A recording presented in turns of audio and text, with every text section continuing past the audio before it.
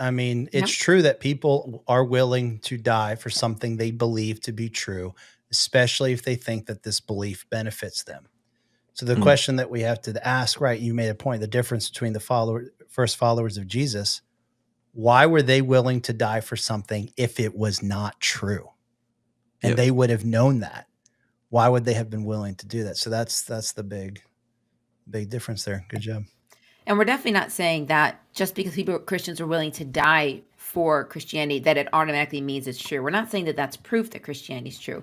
We're just simply No. saying that that shows that they truly believe that it was true. So that's why people in those beliefs also will die for what they, believe is true. So it's not necessarily the idea that if you're willing to die for it, it must be true. We definitely think that there needs to be more than that. But it does show that the people early on who were either visually saw Jesus or saw his talk to his disciples or knew his disciples or heard a lot of those early teachings, believed that it was true because they walked with him or they were friends. They learned about him through other people, whatever it is, they believed it's true. And that's what it shows, that early on people believed it's true. Doesn't necessarily mean it is. And that's why you got to look at some of the other things to show that it is, whether it's trustworthiness of the Bible or resurrection and things like that.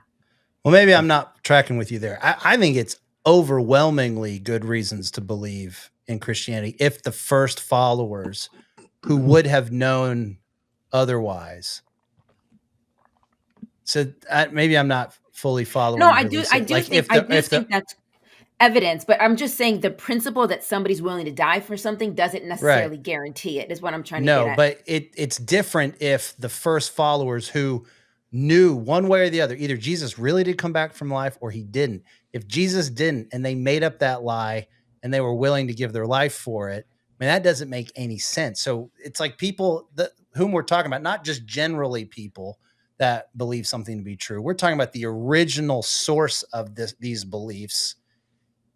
That's a game changer for me. Because, right, the general principle, people are willing to give their life for something that they believe to be true. But what's different about the apostles is they would have known it's not true. So it doesn't make any sense why they would give their life for it. No one would give their life in that setting for something they know to be a lie, especially the apostles who, unless they didn't believe in Judaism either, but we know the first followers of Jesus were devout Jews, they would have known making this up would damn them to hell.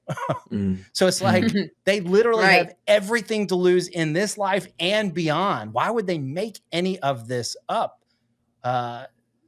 So maybe we're saying the same thing. Maybe I would agree with you on that. So maybe I should be clear on that. I do think Christianity offers something unique because you have these were eyewitnesses. I guess I was thinking, past the disciples, past the apostles, people later on. And, and the advantage that the apostles had is that, or anybody within the first few generations is they could know, like, look, you're saying this happened 30 years ago. Well, I was alive. So how could that have happened? Or yes, it did happen, So it's like, I remember when Princess Diana died, so if somebody was to write a book 10 years from now saying she didn't die, you're not going to convince me she didn't die. Because I remember staying up all hours of the night watching it all and hearing the stories of how the surgeons tried to save her and everything like that. So when you're alive, when you're close to the event, you gain much more credibility. So you're absolutely right, Mike. I would agree with that because you have the ability to say, yeah, that's true, or no, it's not true, versus the further you are, the harder it is to do that. There's a great comment here from Pinjamin, which says one might die for a lie, but not for what they know is a lie. So, and I think another way to say that is you might be mistaken, but you're not going to die for something that you know is a lie. So really great way of clarifying that. Yep. It's good. And I don't think the disciples would have been mistaken about Jesus. Like you'll hear sometimes maybe Jesus survived the resurrection and then he came back. And it's like, come on now. People in the first century weren't idiots.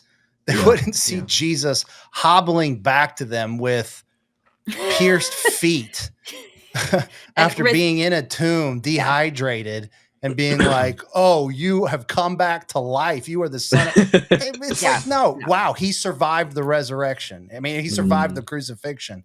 They would have known the difference. It's like, no, they didn't. They did not mistake this. This was not... They didn't get it wrong here. They could have lied, but again, it just doesn't make sense. The lie doesn't make any sense here, especially for someone like Paul. But we're really getting... I know we got to cut this night short because of Matthew's feeble condition, But So so I don't want to make you laugh. You can't laugh right now. So there's a Yeah. lot more that we could say here, but yeah, the conversion of Paul outside of a literal physical bodily resurrection of Jesus Christ doesn't make any sense to me either. But anyway, Yeah. well, sorry. and we knew Jesus died. I mean, when you take a sword and you pierce it and out comes blood and water, that means that they pierced the pericardial sac. So they pierced the fluid around the heart. You pierce that sac, you're dead. So that's why, when people, say, well, he didn't die. I mean, to me, like, the text says things that lets us know clearly that he was dead. And even still, he wouldn't have just gotten up and walked around a couple of days later like everything is good. I mean, Matthew's been struggling with pneumonia. He's not just getting up and going and doing sports and running around. And, like, you don't just get up and everything is fine after something like that. So he would have been a hot mess.